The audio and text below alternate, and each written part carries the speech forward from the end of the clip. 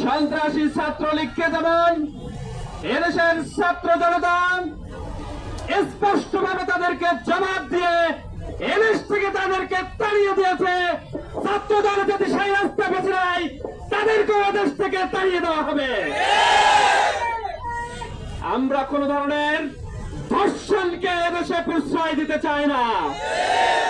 আমরা কোন ধরনের চাঁদাবাজকে এদেশে প্রশ্রয় দিতে চাই না। আমরা এদেশে একটি সুখী সমৃদ্ধশালী বাংলাদেশ গড়ার প্রয়াস নিয়ে বাংলাদেশ ইসলামী ছাত্র শিবির ঐক্যবদ্ধভাবে কাজ করে যেতে চাই।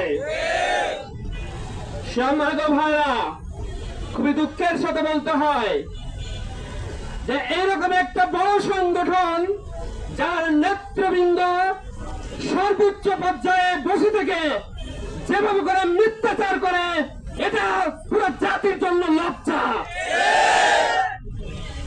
আমি তারেক রহমান সাহেবকে সম্মানের সহিত বলতে চাই, আমি তারেক রহমানকে এই কারণে বলতে চাই কারণ তারা সব কথাই সবসময় বলে তারা তারেক রহমানের নির্দেশ মোতাবেক কাজ করে যাচ্ছে। আমি জনাব তারেক রহমানকে বলতে চাই, আপনি এদেরকে একটু লাগাম ধরুন। এরকম কিভাবে করে মিথ্যাচার নেতৃত্ব আপনি এদেরকে বসায় রাখছেন? এরকম মিথ্যাচার নেতৃত্ব এরকম সংগঠনে কোন ছাত্র জনতা দেখতে চায় না। আমি তারেক রহমানকে আরো বলতে চাই, এই সংগঠন যেভাবে করে আবার ক্যাম্পাসগুলোকে অস্থিতিশীল পরিবেশ ক্রিয়েট করছে, শিক্ষার্থীদের হাতে কলম তুলে দেওয়ার পরিবর্তে আবার তারা অস্ত্র ঝঞ্ঝানি শুরু করছে, আবার তারা দখল দায়িত্ব শুরু করছে, এদের আপনি লাগাম